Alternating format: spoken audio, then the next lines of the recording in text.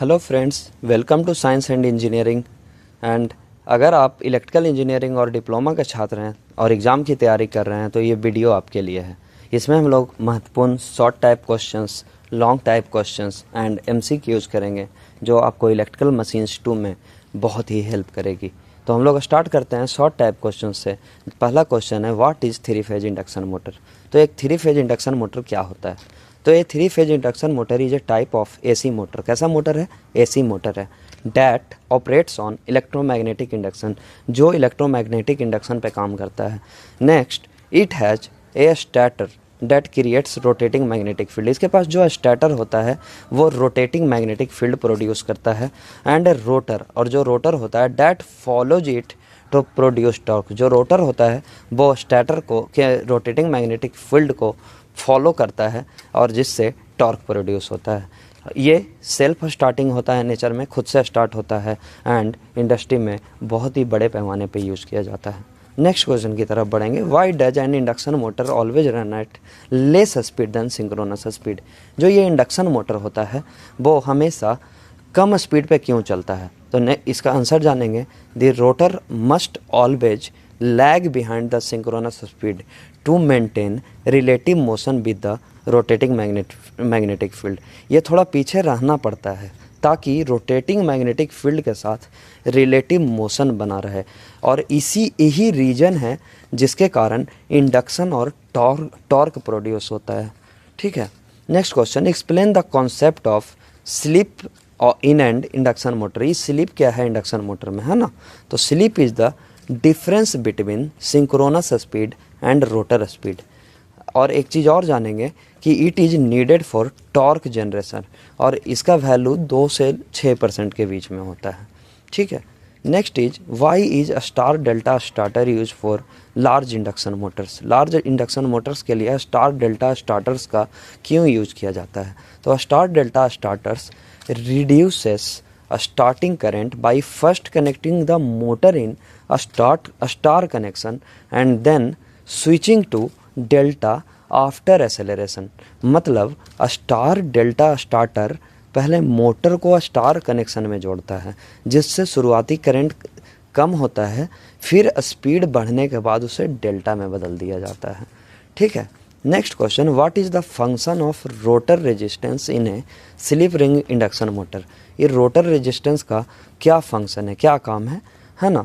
तो ये जानेंगे। Rotor resistance is use to control starting current. Rotor resistance जो होता है वो स्टार्टिंग करंट को कंट्रोल करता है और स्टार्टिंग टॉर्क को बेहतर बनाता है, इम्प्रूव करता है। ठीक है। It is reduced gradually for better efficiency. इसे धीरे धीरे कम किया जाता है ताकि अच्छा इफ़िशियंसी मिल सके सिस्टम को। ठीक है। What is the principle of operation of a synchronous motor. एक सिंक्रोनस मोटर का प्रिंसिपल, वर्किंग प्रिंसिपल, ऑपरेशन कैसे ऑपरेट करता है एक सिंक्रोनस मोटर। तो इसमें हम जानेंगे कि ये synchronous motor runs at constant synchronous speed. कैसे रन करता है? हमेशा निश्चित स्पीड पे चलता है, और इसका रोटर स्टैटर के घूमते हुए मैग्नेटिक फील्ड से लॉक हो जाता है ना? Next question, what is the purpose of damper bindings in a synchronous motor. Synchronous motor में डैम्पर बाइंडिंग्स प्रोवाइड किया जाता है, जिसका क्या पर्पस है? तो डैम्पर बाइंडिंग्स जो होता है 2 काम में हेल्प करता है। पहला, इसकी सेल्फ स्टार्टिंग में हेल्प करता है ना? और ये ऑसिलेशंस को कम करता है, हंटिंग को कम करता है। या मशीन में हम लोग इसे जानेंगे हंटिंग के नाम से। तो इसे हंटिंग को हम लोग हिंदी में जान सकते हैं झटकों को कम करता है। ठीक है। तो याद रखिएगा, रिड्यूस हंटिंग। ठीक है। Next question, what are the power losses in an electrical machine. Electrical machine में किस किस तरह के पावर लॉसेस होते हैं? तो पहला कॉपर लॉसेस जानेंगे। ये due to current in windings, ये बाइंडिंग में करंट की वजह से होते हैं। नेक्स्ट जानेंगे आयरन लॉसेस, ये होते हैं due to hysteresis and eddy current. ठीक है। और नेक्स्ट जानेंगे मैकेनिकल लॉसेस, जो होने का वजह है फ्रिक्शन। ठीक है। नेक्स्ट क्वेश्चन जानेंगे कि सिग्निफिकेंस क्या है वी कर्व का सिंक्रोनस मोटर में, है ना? सिंक्रोनस मोटर में वी कर्व का क्या सिग्निफिकेंस है? ठीक है। तो the V curve shows how armature current changes with field excitation, है ना? तो ये भी कर्व बताता है कि आर्मेचर करंट फील्ड एक्साइटेशन के साथ कैसे बदलता है, और याद रखिएगा ये पावर फैक्टर सुधारने में भी मदद करता है। Next question, what is crawling and cogging in an induction motor. एक इंडक्शन मोटर में क्रॉलिंग एंड कॉगिंग क्या होता है, ये बहुत इंपॉर्टेंट क्वेश्चन है, तो इसे देख लीजिएगा। क्रॉलिंग होता है जब मोटर सिंक्रोनस स्पीड से 1/7 स्पीड पे चले, ठीक है, और इसका रीजन होता है हार्मोनिक्स। हार्मोनिक्स के कारण motor 1/7 of its synchronous speed पे चलती है। और कॉगिंग होता है जब रोटर फेल कर जाता है due to magnetic locking. Magnetic locking के कारण रोटर फेल हो जाता है, स्टार्ट नहीं होता है, ठीक है, तो ये कॉगिंग होता है, ठीक है। तो क्रॉलिंग एंड कॉगिंग आप लोग अच्छे से देख लीजिएगा। Next question, explain the working principle of a single phase induction motor. Single phase induction motor का क्या वर्किंग प्रिंसिपल है ना। तो ये single phase induction motor is not self starting. पहला बात तो जानेंगे कि सिंगल फेज इंडक्शन मोटर जो होता है खुद से चालू नहीं होता है, ठीक है। इसमें क्या करते हैं हम लोग, कैपेसिटर या बाहर से हेल्पिंग बाइंडिंग, ऑक्सिलियरी बाइंडिंग का यूज करते हैं to create rotating magnetic field in an single phase induction motor, ठीक है। नेक्स्ट हम लोग जानेंगे what is the purpose of short pitched coils in an alternator. एक अल्टरनेटर में शॉर्ट पिच्ड कॉइल्स होते हैं जिसका क्या यूज है। तो short pitched coils reduce harmonics, disturbance को कम करता है, हार्मोनिक्स को कम करता है ना। जनरेटेड ईएमएफ में, किस में हार्मोनिक्स को कम करता है, जो ईएमएफ जनरेट हुआ है उसमें, और इससे वेव फॉर्म को सुधारने में मदद मिलती है, वेव फॉर्म इम्प्रूव होता है ना। Next question, What are the factors affecting the terminal voltage of an alternator? Alternator का जो टर्मिनल वोल्टेज है उस पर कौन कौन से फैक्टर इफेक्ट करते हैं। तो पहला फैक्टर जो इफेक्ट करता है आर्मेचर रेजिस्टेंस ड्रॉप, दूसरा लीकेज रिएक्टेंस ड्रॉप, एंड तीसरा सिंक्रोनस रिएक्टेंस। तो ये तीनों नोट कर लीजिएगा, ये फैक्टर्स अफेक्ट करते हैं टर्मिनल वोल्टेज पे अल्टरनेटर के, है ना। Next question, what is an induction generator. Induction generator क्या होता है। तो N induction generator generate electricity. Induction generator electricity generate करता है when rotated above synchronous speed, जब यह सिंक्रोनस स्पीड से तेज घूमता है। याद रखिएगा, जब यह सिंक्रोनस स्पीड से तेज घूमता है तब इंडक्शन जनरेटर बिजली प्रोड्यूस करता है, इलेक्ट्रिसिटी प्रोड्यूस करता है। Next question, what are the advantages of AC series motor. तो एसी सीरीज मोटर का कुछ मेन एडवांटेजेज मैं आपको बता रहा हूँ। पहला, high starting torque, then AC और डीसी दोनों पे वर्क करता है, और तीसरा इसका साइज जो होता है छोटा होता है, कॉम्पैक्ट होता है, ठीक है।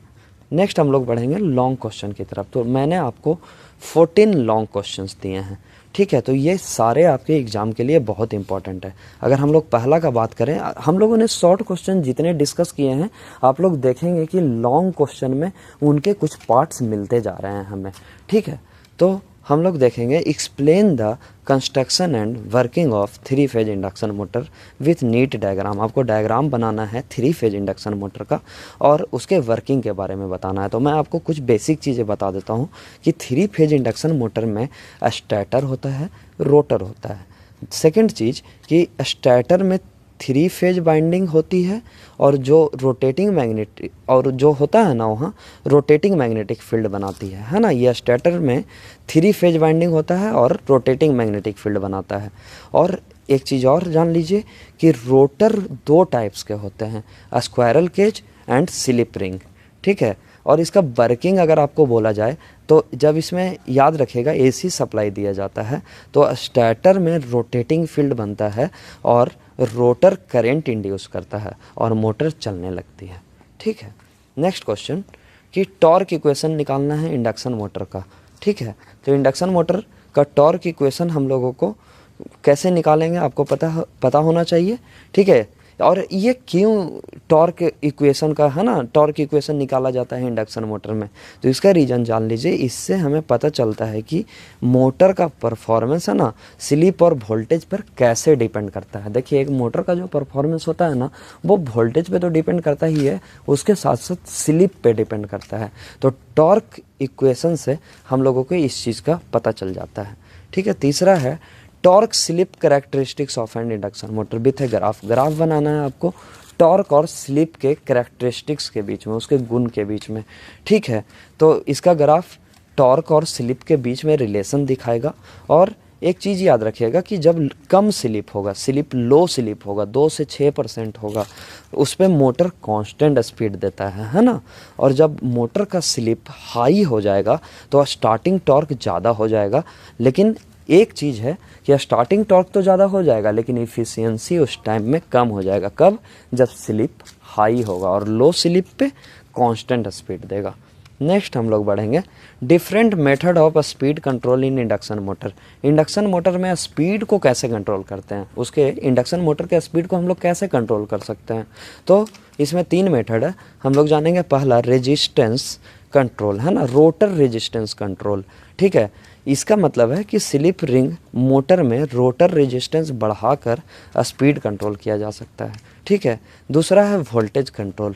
ये आप लोग आसानी से समझ सकते हैं कि सप्लाई वोल्टेज कम ज़्यादा करके स्पीड को बदला जा सकता है। और लास्ट है वोल्टेज स्लैश फ्रीक्वेंसी कंट्रोल, जिसमें सप्लाई फ्रीक्वेंसी और वोल्टेज दोनों को एडजस्ट करके स्पीड को कंट्रोल किया जाता है। तो ये 3 मेथड है स्पीड कंट्रोल के इंडक्शन मोटर में।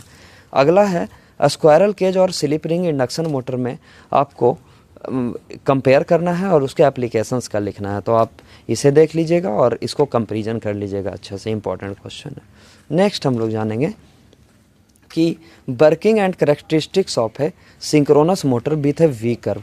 वर्किंग क्या है और कैरेक्टरिस्टिक्स क्या है सिंक्रोनस मोटर का, और वी कर्व क्या क्यों यूज किया जाता है ना। तो सिंक्रोनस मोटर याद रखिएगा स्पीड कांस्टेंट होता है और मैग्नेटिक लॉकिंग पे काम करता है। और वी कर्व आर्मेचर करंट और फील्ड करंट के बीच में रिलेशन बताता है। क्या बताता है? वी कर्व आर्मेचर करंट और फील्ड करंट के बीच में रिलेशन बताता है। ठीक है, रिलेशन दिखाता है। ठीक है, और इससे पता चलता है कि मोटर लीडिंग, लैगिंग या यूनिटी पावर फैक्टर पर कब चलेगी। ठीक है, इससे हम लोगों की इस चीज़ का पता चल जाता है। Next question, discuss the various starting method of synchronous motor with diagram. Diagram के साथ आपको बताना है कि different starting method, various starting method of synchronous motor. ठीक है, तो कौन कौन सा मेथड होता है? पहला डैम्पर बाइंडिंग्स होता है। ठीक है, रोटर को इंडक्शन मोटर की तरह स्टार्ट करने के लिए हम लोग डैम्पर वाइंडिंग्स का यूज़ करते हैं। ठीक है, उसके बाद पोनी मोटर होता है, इसको बोलते हैं छोटा मोटर होता है, इससे पहले स्टार्ट किया जाता है और फिर मेन मोटर जो रहता है वो सिंक में आता है। ठीक है, और लास्ट बोलेंगे ऑटो ट्रांसफार्मर स्टार्टर, इसमें वोल्टेज धीरे धीरे बढ़ाकर मोटर स्टार्ट किया जाता है। ठीक है, तो इन मेथड्स को जान लेंगे। नेक्स्ट क्वेश्चन, आपको ईएमएफ इक्वेशन निकालना है अल्टरनेटर का और एक्सप्लेन करना है significance of distribution and cording factors. ये इंपॉर्टेंट क्वेश्चन है, तो आपको ये खुद से करना है। ईएमएफ इक्वेशन निकालिए अल्टरनेटर का और इसका आंसर पता कीजिए। ठीक है, और अगर आपको कोई भी इतने क्वेश्चन में किसी भी आंसर में प्रॉब्लम हो तो आप इस वीडियो पे कमेंट कर सकते हैं, तो आपको उसका आंसर्स भी प्रोवाइड हो जाएगा। बिल्कुल ना हिचकिचाएं और आप अपने किसी भी आंसर को पाने के लिए एक बार मैसेज कर दें। ठीक है, नेक्स्ट क्वेश्चन आपका है explain synchronous impedance and MMF method for voltage regulation in an alternator. ठीक है, 2 मेथड है, synchronous impedance and MMF method. तो क्या होता है सिंक्रोनस इम्पीडेंस मेथड? ठीक है, इसमें ओपन सर्किट और शॉर्ट सर्किट टेस्ट से इम्पीडेंस को निकाल लिया जाता है और वोल्टेज रेगुलेशन कैलकुलेट किया जाता है इसमें। ठीक है, और सेकंड हम लोग जानेंगे एमएमएफ मेथड। इसमें क्या होता है, एक्साइटेशन का रिक्वायर्ड होता है टू बैलेंस लोड इफेक्ट, है ना, और इसको कैलकुलेट भी करते हैं, है ना। Next, explain with a diagram the working of shaded pole motor and capacitor start motor. ठीक है, ये शेडेड पोल मोटर क्या होता है, इसमें एक हिस्सा शेडेड कॉइल से ढका होता है जिसमें मैग्नेटिक फील्ड शिफ्ट होता है और मोटर स्टार्ट हो जाता है। ठीक है, और कैपेसिटर स्टार्ट मोटर क्या होता है, एक कैपेसिटर का यूज होता है जो ऑक्सिलियरी बाइंडिंग में फेज शिफ्ट करके मोटर को स्टार्ट करता है। ठीक है, तो ये दोनों देख लीजिएगा, shaded pole motor and capacitor start motor. ठीक है, next question, explain the working and principle of induction generator with application. ये सिंक्रोनस जनरेटर का वर्किंग एंड प्रिंसिपल क्या है? ठीक है, तो हम लोग जानेंगे कि इंडक्शन जनरेटर तब काम करता है जब सिंक्रोनस स्पीड से ज़्यादा चलता है। ठीक है, इसका उपयोग याद रखिएगा आप लोग विंड टरबाइंस और रीजनरेटिव ब्रेकिंग में भी यूज़ करते हैं।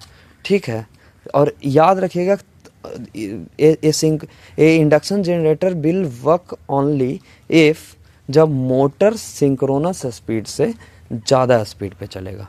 ठीक है, next question, explain the power stages of an induction motor with numerical example.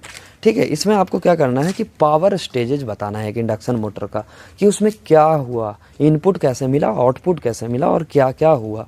ठीक है, तो इसमें आप लोग जानेंगे कि इनपुट पावर जो स्टार्टर को दिया जाएगा। ठीक है, स्टार्टर कॉपर लॉस होगा। ठीक है, उसके बाद रोटर कॉपर लॉस होगा। ठीक है, आउटपुट पावर मिलेगा, है ना। आउटपुट पावर को आप लोग ऐसे भी बोल सकते हैं कि शाफ्ट पे कितना पावर मिलता है। ठीक है, next question, drive and explain the condition of maximum torque and in an induction motor. क्या कंडीशन है जिस पे एक इंडक्शन मोटर में मैक्सिमम टॉर्क होता है ना, क्या कंडीशन है उसके लिए। तो आप लोग याद रखिएगा, मैक्सिमम टॉर्क तभी आता है जब रोटर का रेजिस्टेंस R2 और रोटर का रिएक्टेंस X2 इक्वल हो जाता है। ठीक है, नेक्स्ट क्वेश्चन हम लोग देखेंगे, और explain the working of a linear induction motor with diagram. Linear induction motor क्या होता है, इसको डायग्राम करके आपको बनाना है। मैं आपको बेसिक समझा देता हूँ इसका, कि लीनियर इंडक्शन मोटर में रोटर जो होता है वो घूमने के बजाय सीधा आगे बढ़ता है। कैसे आगे बढ़ता है, सीधा आगे बढ़ता है। ठीक है, याद रखिएगा एक चीज़ और, कि ये मेट्रो ट्रेन और हाई स्पीड सिस्टम्स के लिए आज के टाइम में बहुत यूज किया जाता है। Next question, explain the construction principle and working of auto transformer. Auto transformer का आपको फिगर बनाना है ना, और इसके प्रिंसिपल एंड वर्किंग को बताना है। तो आपको मैं बेसिक चीज़ बता देता हूँ ऑटो ट्रांसफार्मर के बारे में, कि इसमें एक बाइंडिंग होता है। कितना बाइंडिंग होता है, एक बाइंडिंग, और इसमें वोल्टेज टैपिंग करके एडजस्ट किया जाता है। और एक अच्छा फ़ायदा ये भी है कि इसका साइज़ स्मॉल होता है और इफ़िशियंसी काफ़ी अच्छी होती है। ठीक है, next question, discuss the effect of load variations on the performance of synchronous machine. जब हम लोग लोड वेरिएशंस करते हैं तो सिंक्रोनस मशीन का परफॉर्मेंस कैसे बदलता है। तो याद रखिएगा, लोड बढ़ने पर सिंक्रोनस मोटर का पावर फैक्टर चेंज होता है। हमेशा याद रखिएगा कि लोड बढ़ने पर सिंक्रोनस जो मोटर रहता है उसका पावर फैक्टर क्या होता है, चेंज होता है। याद रखिएगा कि ओवर एक्साइटेड मोटर जब रहता है तो लीडिंग पावर फैक्टर पे काम करता है। Over excited motor works on leading power factor, और जब मोटर अंडर एक्साइटेड मोटर होता है तो वो लैगिंग पावर फैक्टर पे काम करता है। Under excited motor runs on lagging power factor.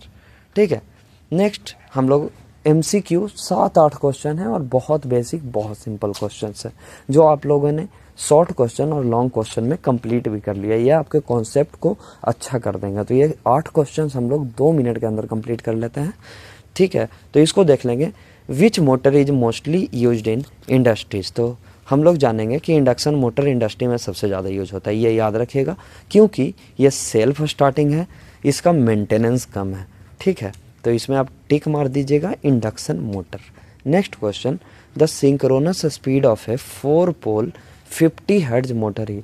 आप लोग देख रहे होंगे कि इसमें पोल दिया हुआ है 4, फ्रीक्वेंसी दिया हुआ है 50, और नीचे में आपका एक फॉर्मूला दिया हुआ है NS इक्वल टू, जिस NS को हम लोग बोलते हैं synchronous speed is equal to 120 F/P। F यहाँ पे फ्रीक्वेंसी है, P पोल है। आपको FP दिया हुआ है, सिंक्रोनस स्पीड निकालना है, तो आप निकालिएगा 1500 आ जाएगा, और 1500 पे आप लोग टिक मार दीजिएगा।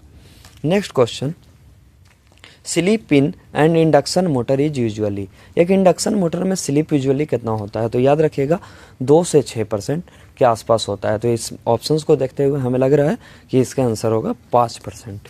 ठीक है, next question, which of these is used for starting a synchronous motor. अभी हम लोगों ने बात किया था कि सिंक्रोनस मोटर को स्टार्ट करने के लिए हम लोग डैम्पर बाइंडिंग्स का यूज करते हैं। तो आप लोग C में टिक मार दीजिएगा, डैम्पर बाइंडिंग्स। ठीक है, ये डैम्पर वाइंडिंग से यूज चालू कर सकते हैं या फिर एक्सटर्नल मेथड यूज कर सकते हैं। तो हम लोग यहाँ पे डैम्पर वाइंडिंग से करते हैं, इसलिए डैम्पर वाइंडिंग टिक मार देंगे, है ना। Next question, in an alternator short pitched coils are use to. अभी हम लोगों ने बात किया कि शॉर्ट पिच्ड कॉइल्स जो होता है वेवफॉर्म को सुधारता है हार्मोनिक्स कम करके। तो इसका आंसर आप लोग बी मार दीजिएगा, रिड्यूस हार्मोनिक्स। एक अल्टरनेटर में शॉर्ट पिच्ड कॉइल्स हार्मोनिक्स को कम करते हैं। Next question, what happens when a synchronous motor is over excited. क्या होता है जब सिंक्रोनस मोटर ओवर एक्साइटेड होता है। अभी हम लोगों ने लॉन्ग क्वेश्चन में डिस्कस किया कि जब सिंक्रोनस मोटर ओवर एक्साइटेड होता है तो लीडिंग पावर फैक्टर पे काम करता है, और जब अंडर एक्साइटेड होता है तो लैगिंग पावर फैक्टर पे काम करता है। तो यहाँ पे दे रहा है ओवर एक्साइटेड, तो लीडिंग पावर फैक्टर होगा। तो आप लोग बी ऑप्शन में टिक मार देंगे। Next question, the main disadvantages of a shaded pole motor is. ये शेडेड पोल मोटर होता है, उसका डिसएडवांटेज क्या है। तो इसका डिसएडवांटेज ये है कि इसका स्टार्टिंग टॉर्क बहुत कम होता है, और यही रीज़न है कि इसको घर में, पंखा में, कूलर में देखा जा सकता है। ये लो पावर एप्लायंसेस में ठीक काम करते हैं। ठीक है, तो याद रखिएगा इसका लो स्टार्टिंग टॉर्क होता है। तो ऑप्शन बी में टिक मार दीजिएगा, लो स्टार्टिंग टॉर्क। अब हम लोग लास्ट क्वेश्चन की तरफ बढ़ते हैं, जो है the rotor of a squirrel cage induction motor consist of. तो ये रोटर जो होता है स्क्वायरल केज इंडक्शन मोटर का क्या से कंसिस्ट होता है। तो आपको इसमें मार दीजिएगा, अब हमने किया भी अभी, शॉर्ट सर्किटेड बार्स। इसका आंसर क्या होगा, शॉर्ट सर्किटेड बार्स। ठीक है, ऐसे ही अपडेट्स पाने के लिए, नए नए वीडियो देखने के लिए, या फिर कोई भी टॉपिक पे, कोई भी एग्ज़ाम पे क्वेश्चंस या टॉपिक पे वीडियो पाने के लिए आप कमेंट कर सकते हैं। और बहुत बहुत बेस्ट ऑफ लक आपको एग्ज़ाम के लिए। Thank you for going through the electrical machines 2 guide. I hope this makes learning easier and more effective for you. Keep practicing, stay confident, and don't be afraid of any subject. All the best for your exams. Thank you.